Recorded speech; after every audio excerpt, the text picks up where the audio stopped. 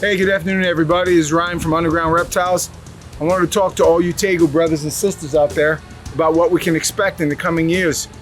We've brought Tegus into a new place in the market, and that's why the title of this video is The Business of Tegus, What to Expect, or the state of the industry in 2020.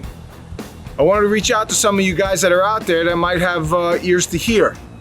Some people don't listen, and that's fine. But here's the overview I want to give of this past year, leading up from all the years previous that we've worked so hard to make Tegus the true dog of the lizard world, because that's what it is. We believe it's the best pet lizard out there for those that like pet lizards, that like larger pet lizards, that like a variety. The first thing is, in 2019, we saw a boom in the Tegu industry, even more than we saw in 2018, which was amazing. Online YouTube channels devoted, people talking about Tegus. Tegus have come into a new place in our industry, and they could become the mainstay. Think leopard gecko, think bearded dragon, think iguanas, think ball pythons even, think corn snakes even. That's what we're looking at with Tegus in the coming years, if we are all wise and smart with the way we go about this. So what's the difference between these animals that are gigantic staples in the industry and Tegus? What's going to stop them from getting to that point? What's going to help them to get to that point? Well, first things first, what makes ball pythons, leopard geckos, bearded dragons, even corn snakes such a staple, such a consistency, is the ease of breeding. Any person, the layman, the mom and pop, can breed these animals. So too now, the same can be said of Tegus, which with the new morphs that are coming out, with the new breeds that are coming out, with less imports and more captive bred, any person with a boy and a girl Tegu can produce eggs and produce babies. And there's so much literature to read, there's so many videos to watch. My channel and so many other channels are putting out that information, where it was once thought to be foolish to put that information out there because nobody wants competition. But, and this is a big but, you out there that are afraid to tell people how to do this, you breeders out there that don't want to share your secrets, listen what I tell you. Long time ago, Ron St. Pierre taught me how to breed Tegus, and I learned by trial and error with the information he gave me. And Ron knew what I believe today is that when the tide comes in, all the boats rise with it.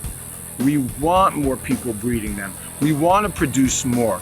We want to be on that place where anybody who sees our video, anybody who sees our animal at the show, anybody who goes to our websites can say, Mom, Dad, I want to breed that lizard, just like they do with leopard geckos and bearded dragons and ball pythons and corn snakes. Now, some will say that'll never happen. Tegus get too large. Yes, that's true. Tegus are definitely not the pet for somebody who lives in a small apartment if they want to breed them. But anybody, and even a one-bedroom apartment, can have a Tegu as a pet. Like ball pythons, anytime you have a boy and a girl Tegu, you could potentially 75 to 85% of the time get breeding. Getting good eggs, just like ball pythons. Sometimes you do, sometimes you don't. Depends on diet, care, maintenance, all of that stuff. Like corn snakes and bearded dragons, Tegus can lay a mess of eggs. I've had Tegus lay 35 to 40 eggs, but just the same, I've had them lay 8 to 10 eggs. Just like ball pythons, as the market is produced more and more animals, as more and more animals are introduced into the ball python market, yes, the price per animal, the bottom is dropping out of it, but what's happening is wonderful. Anybody can afford an albino. Anybody can afford a piebald. Anybody can afford a bumblebee, the single and double genes, even some of the triple genes. People are saving up for them. They're waiting for them. And that is what we should expect, and it's what we want to expect. Every year for the last 3 years, I've said, we're going to be the home of the $1,000 albino. I believe in the next 2 years, we're going to be the home of the $250 albino Tegu. Why? Because unlike some of the past years We're finding it, you could actually breed albino to albino and produce albino. Carlos did that this year. In one clutch, he had over 20 albinos. That's unheard of in Tegus. And the things that are coming in the future are even better. What we have here, the line we're standing in now, these are triple gene animals and double morph animals. I have no idea what they're gonna produce. Are we going to see the first snow? And is the first snow Tegu even gonna be worth it? What's going to happen here and what we should expect in 2020 is more animals on the market, which to some people might be a negative. Some of you guys out there, man, you're working so hard and you're producing these amazing morphs. And you're gonna put them out there and you think, I'm not gonna sell my animal. It's worth thousands of dollars. Well, listen, if you can get a customer to spend $1,000 on it, thank God for that. The other direction is better. My grandfather used to always say, Ryan, you're gonna make your millions $1 at a time, not 1,000 at a time. It's much easier. And I never understood what he meant.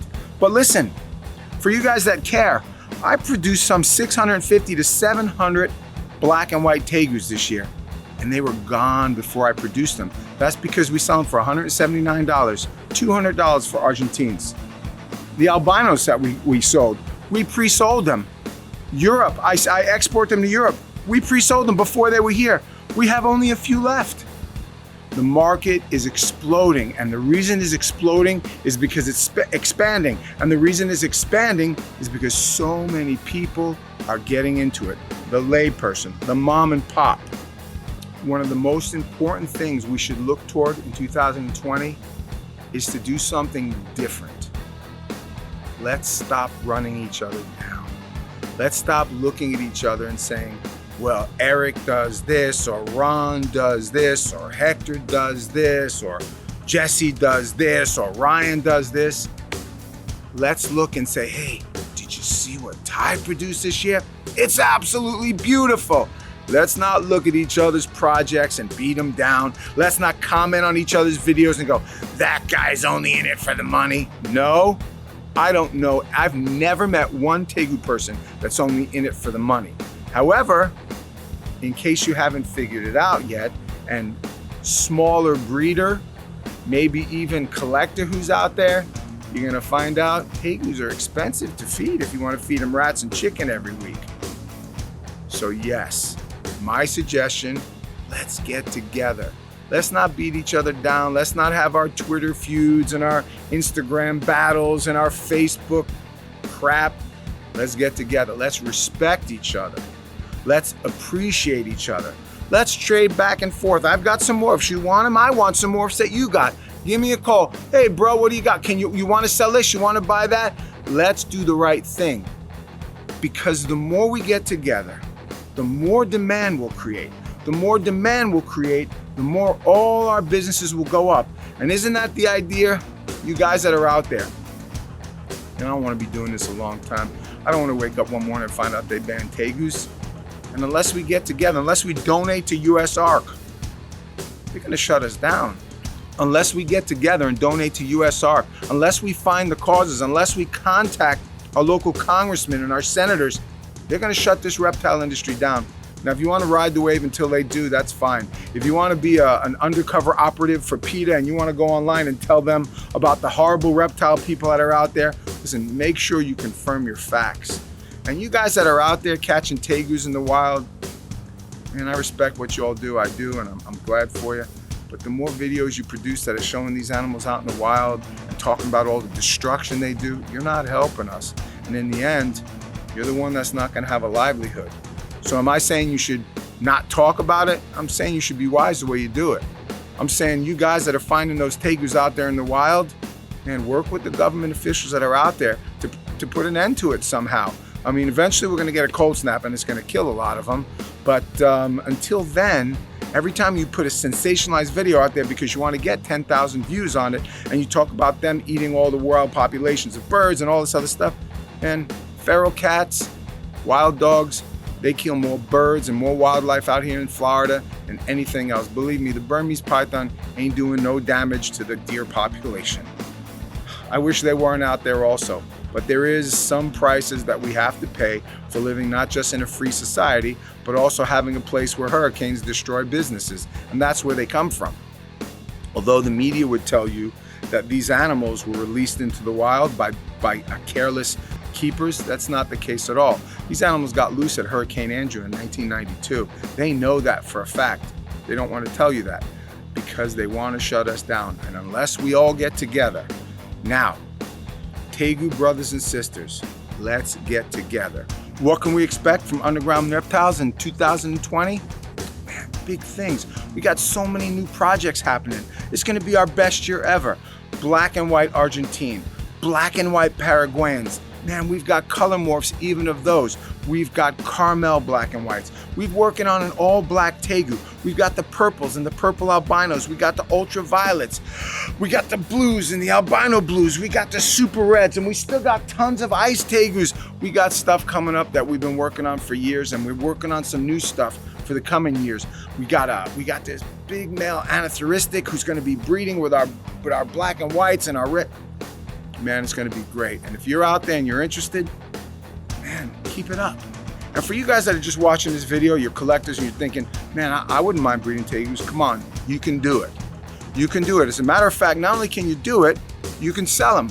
You can go on Facebook, you can go on Instagram, you can open your own website. It's easy. And you could sell them, and there's plenty of people out there that'll buy them.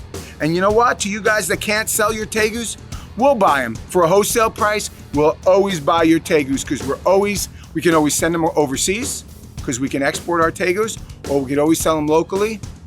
Come on, come and take this journey with us on this Tegu ride. Let's ride this thing all the way up to the sky because that's where it's going. Tegus are the dog of the pet industry. And just like ball pythons have literally thousands of more phases, that's where we're gonna get to. Unlike ball pythons, Tegus aren't all morph. There isn't always axanthic and bizanthic and zxanthic and albino and melanistic. Unlike leopard geckos, but just like corn snakes. Now this is interesting. Each country in South America that has Tegus, from Argentina and Uruguay and Brazil, all these countries, even within the country, Paraguay, and even in Bolivia, we're going to get some of these countries open. Eventually, we're going to get them yellow Tegus here. Ooh, I want them yellow Tegus. They're so beautiful. But we are starting also to see now the morphs come out. We've got anathoristic. We've got albino. And now we're crossing the other ones. Hey, did you guys see that red albino that's out there? That's about the most beautiful animal I've ever seen. Don't tell anybody I said that, because my animal is more beautiful. It's a beautiful animal. What possibilities are being opened up? In the future, I'm telling you, in just a couple of years, everybody's going to be able to afford an albino Tegu, and it's going to be a good thing. And as care and maintenance expounds, as the ability to keep them in smaller caging expounds, because we're trying to produce smaller animals, it's going to be a great time. Remember the things that I said. Thank you so much for watching. If you have any questions, always feel free to call the shop, 954-428-8005. Ask me questions, tell me I'm a jerk, but don't leave your whiny, bitchy comments in the thing. I don't want to hear it. Oops.